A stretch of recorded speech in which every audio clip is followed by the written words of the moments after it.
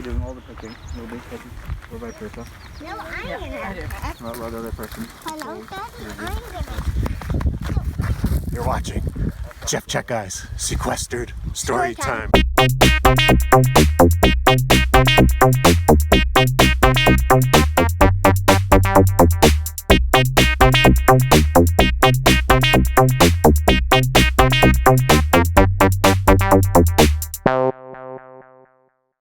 Hello, and welcome to the latest episode of Jeff Checkeyes Sequestered Storytime.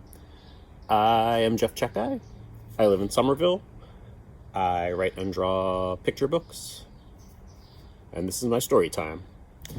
Hope everyone is doing okay out there. Hope everyone is protesting, wearing masks, and observing social distancing. Hope people are donating money.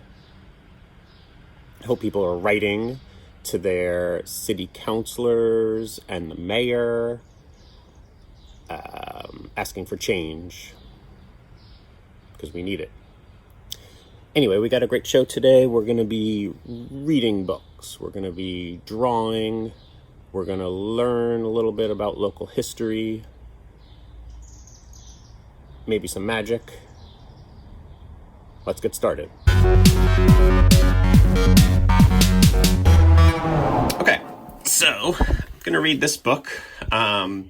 It's a book from Japan, and I don't speak Japanese, but my family and I have loved the illustrations of this book, so we've read it over and over again. Like I said, I don't speak Japanese, so I'm just going to kind of guess what the words are. This book is called Ghost Tempura by Kaiko Sena, and it was published in 1976, so it's a pretty old book. Ghost Tempura. All right, here comes our hero, the bunny. And Bunny sees Kitty eating some food in the park. So Bunny goes to see what's in Kitty's bento box. And it looks delicious. So without asking, I think, Bunny just digs on in and takes a big bite and says, "What is this? It's so delicious." And the kitty says, "Tempura, you should make it yourself, maybe." So, let's say the next day. Kitty brings Bunny a recipe book. And in the recipe book, there's a recipe for tempura. So Bunny goes to the marketplace and buys everything they need to make tempura. I like how so this is obviously collage, and I love how the paper bag is made of newspaper. So Bunny gets to work making the tempura. Cuts some fish, it looks like, maybe. Cracks an egg, mixes up the batter, and starts deep frying the tempura. Tempura is delicious, by the way. And as Bunny's chopping the onion, Bunny starts to cry. So they put their glasses down. Oops, accidentally into the tempura batter. Bunny takes a bite of the tempura, and it's delicious. Meanwhile, up in the forest, a ghost smells the delicious food coming from the house below.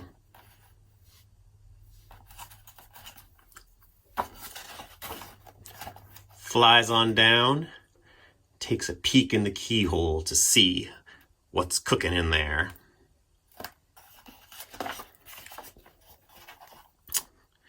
And so, because it's a ghost, I guess it has ghost powers, it shrinks down and is able to pop on through the keyhole. Pop. And the bunny doesn't really notice because they took off their glasses, but the ghost is enjoying some delicious tempura.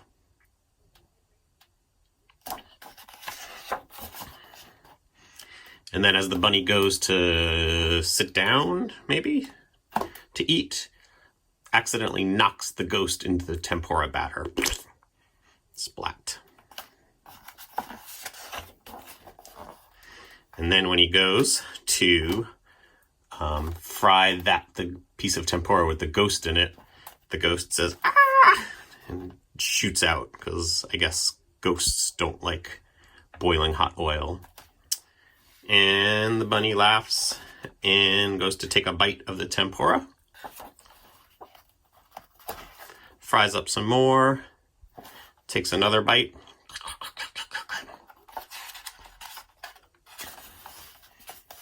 Turns out it's their glasses. Pretty cool, huh? I really like this book. There on the back cover, there's the ghost sleeping. And that's it. That's Ghost Tempura by Kaiko Sena.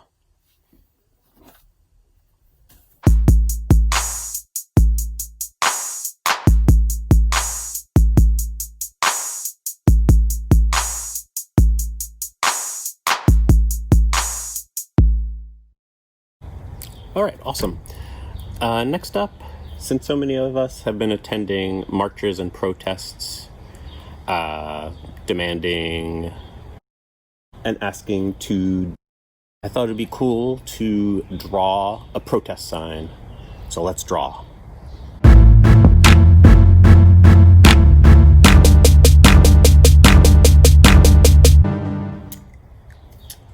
All right, when you're drawing a protest sign, you want to use kind of the biggest piece of cardboard you can find. The bigger, the better. I'm just using a regular sheet of paper for our example. I'm going to be using a Sharpie. You should use markers, paint, whatever you want. You can make your sign as fancy as you want or as plain as you want. The important thing is just to get your message out, to get it seen by people. So let's draw. So I'm going to start with a vertical line there. Vertical line there, diagonal line here, semicircle here, vertical line here. Got it. Now we have another vertical line, diagonal line, vertical line, and a semicircle.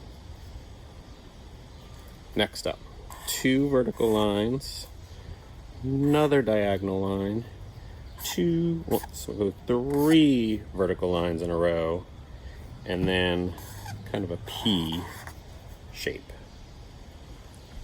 All right, how's your sign coming? All right, let's keep going. Now up here, we're gonna put a semicircle attached there, line there, horizontal line, diagonal line, diagonal line, horizontal line, diagonal line, horizontal line. Let's add a semicircle here. Now with these two, let's connect these two with a V in the middle. Diagonal line. Let's add 2 horizontal lines, another horizontal line, and a diagonal line there. All right, we're getting to be almost done. Let's finish this up. Here we'll add another semicircle.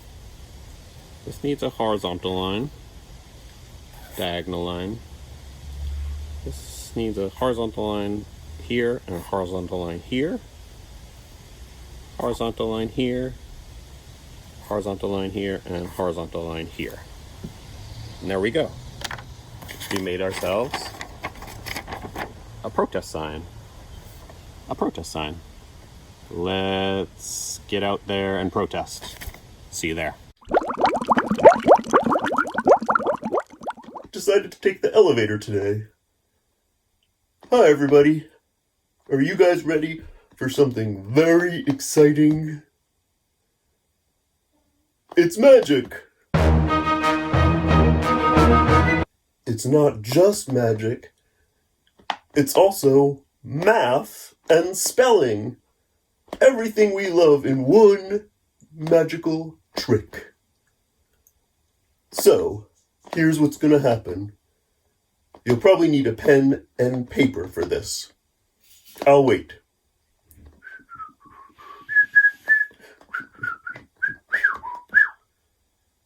Okay, are you back? Good. So, here's what I'm gonna do. I'm gonna put down some cards on the floor. Then I want you to pick one of those cards and write down the card. You don't have to write down diamonds or spades or clubs, just the number.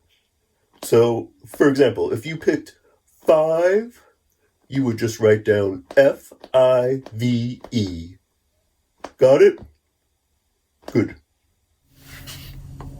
Choose one of these cards and write down the number. So you don't have to write clubs or hearts or anything, just the number.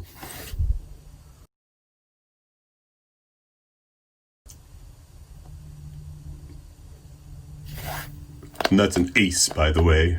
A-C-E. Did you choose one? Okay, great. Okay, did you write it down? Alright, we're going to do it again. New cards, pick a card, write down the number. Spell it out, remember? Okay, here's some more cards. Ready? Choose one of them and write it down. There's a 4, a 5, a 9, and a jack.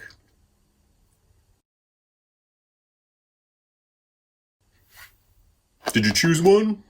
Did you write it down? Great. Okay, one more time. You've got a 3, a 7, an 8, and a joker. Did you write it down? Great. Okay, at this point, you should have 3 numbers written out on your piece of paper. Let's show them an example, Jeff. Okay, Jeff chose 3, 7, and 8. So now you're going to add up the number of letters and get a total. So Jeff chose 3, which has 1, 2, 3, 4, 5 letters. And 7, 1, 2, 3, 4, 5, which also has 5 letters. And 8, which also has 5 letters. Then he adds them up. 5 plus 5 is 10. 10 plus 5 is 15. So, do the same thing with your numbers. I'll wait.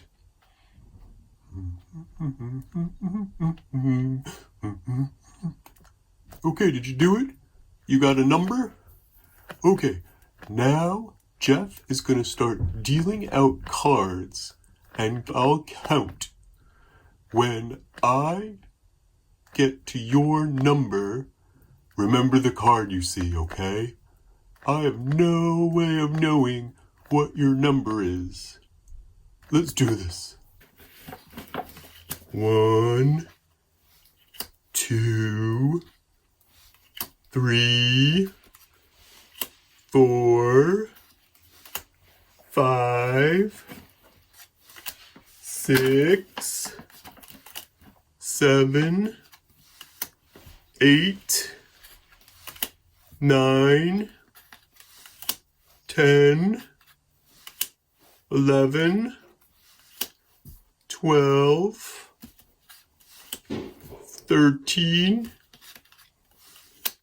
14, 15. Okay, did you see your card? Do you remember it?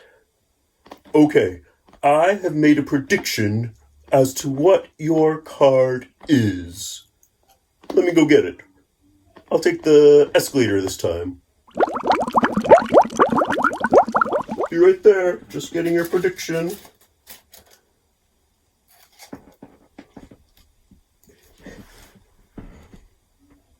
Is this your card?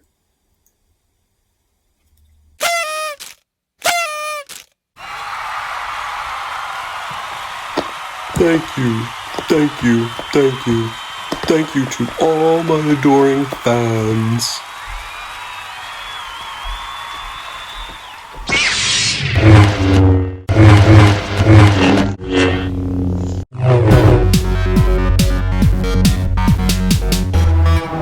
So this book is called How Come?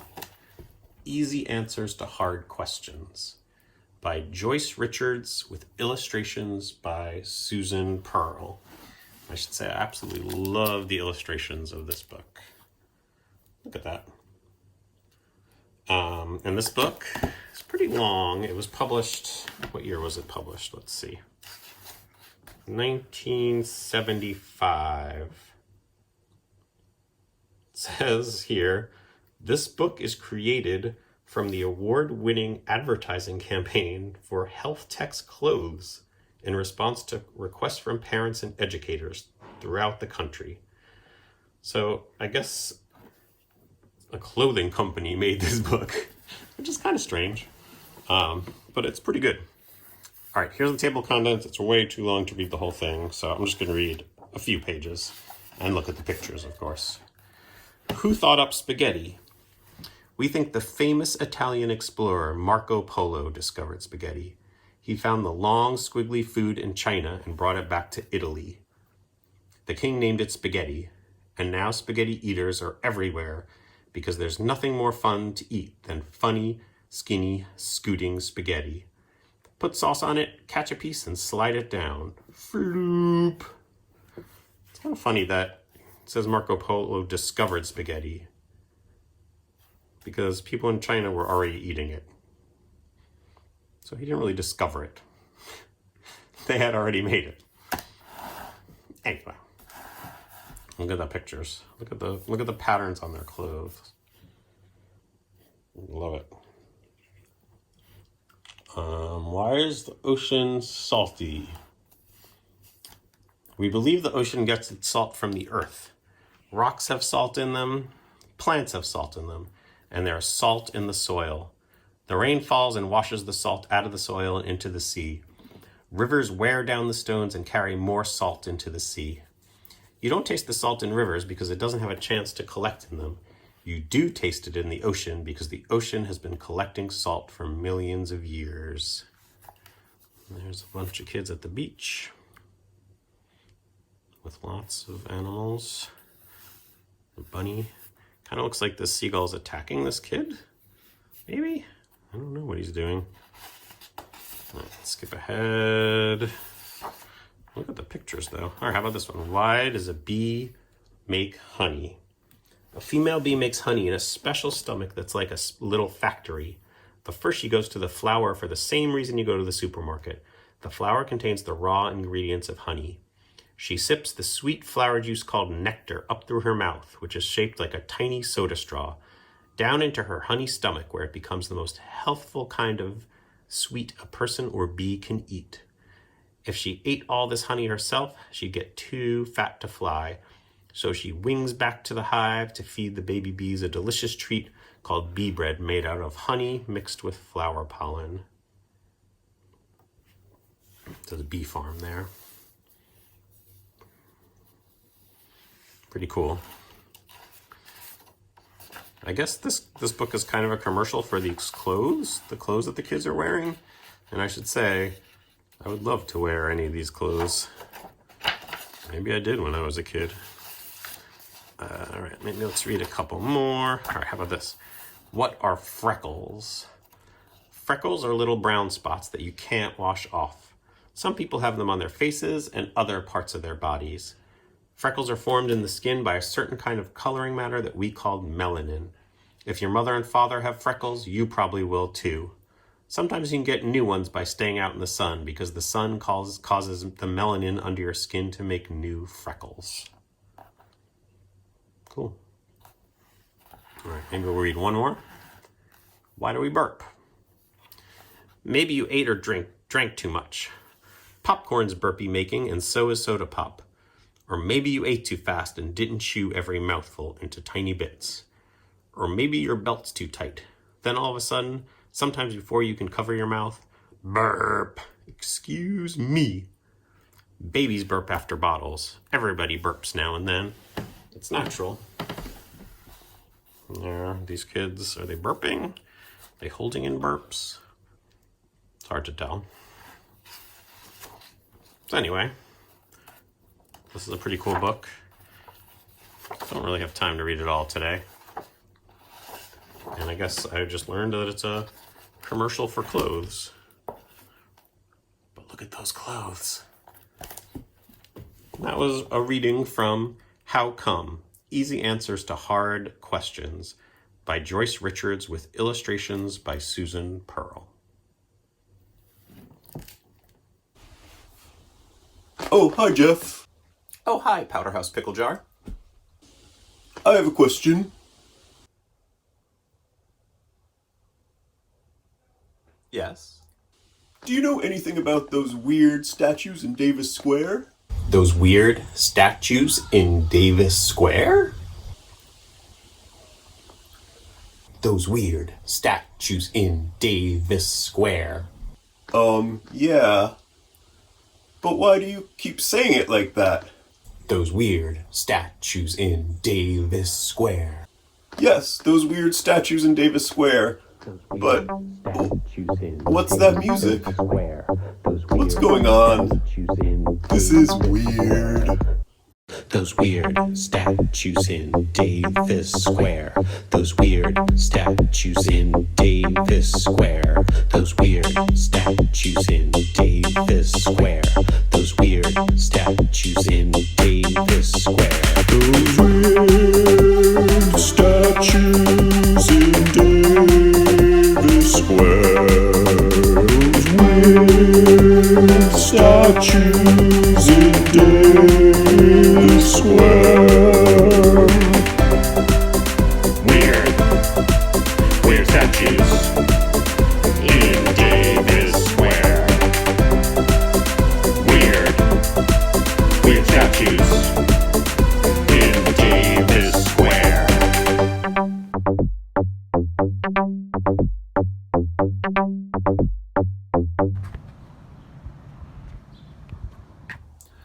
So those weird statues in Davis Square have been there for a long time. They were erected in 1983 and were made by sculptor James Tyler. The original cement faces got kind of damaged, so they were replaced by bronze masks in 1996. And they're just of people who lived in the neighborhood at the time.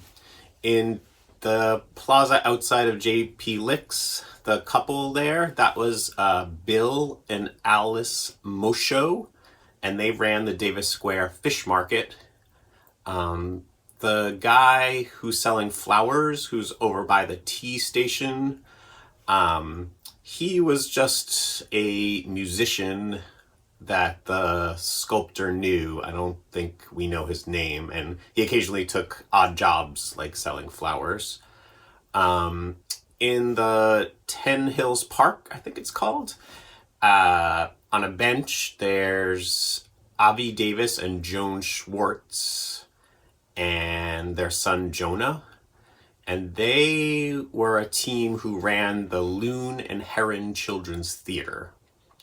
And then sort of there's like two people looking down at a mime.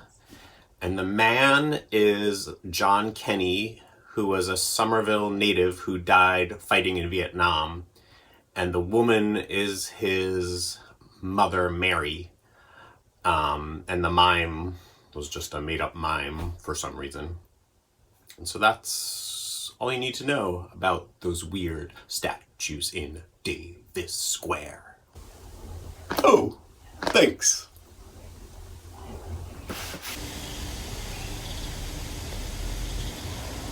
Oh, hi everybody. I'm the Somerville Sheep. You know me. Today, I'm outside. I don't think I've ever been outside before. Which is weird considering I'm a sheep. Anyway, today, I'm supposed to do something called the Word of the Day. But I don't know what the Word of the Day is. And I don't know how to find out what the word Word of the day. Where is it? Where is it? Oh, there it is. Defund. What does that mean? I better get my dictionary. Alright, here we go. Defund, defund, defend, define. Defund's not in there. Well, DE is a prefix. So maybe I can look up the word without the prefix. Fund. Ah, here we go. Fund.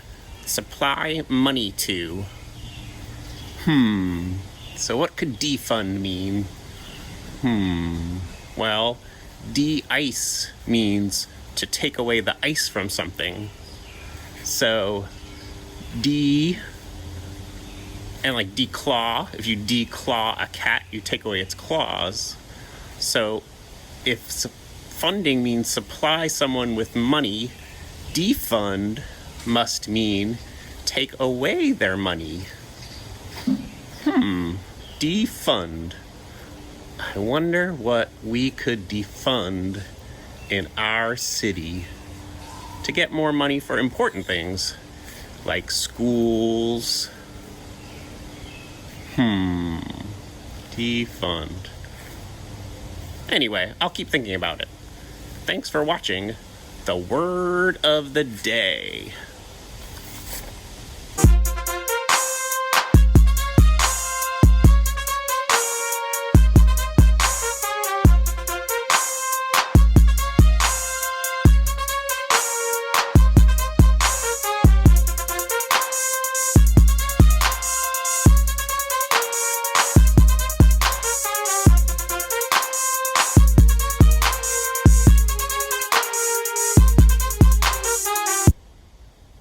So that's it. Another episode of Jeff Checkai's Sequestered Storytime in the books. Tell your friends to watch it. If you're watching this on June 22nd, the day that this thing comes out, I'll be doing a nighttime version of my Sequestered Storytime tomorrow, June 23rd at 7 p.m. This is part of the Somerville Arts Council's Home Alone series, where they have a bunch of local artists doing cool online things. So put on your pajamas, get your bedtime snack ready, and stay up late with me. In any case, thanks for joining me, and I'll see you next time on Jeff Checkai's Sequestered Storytime.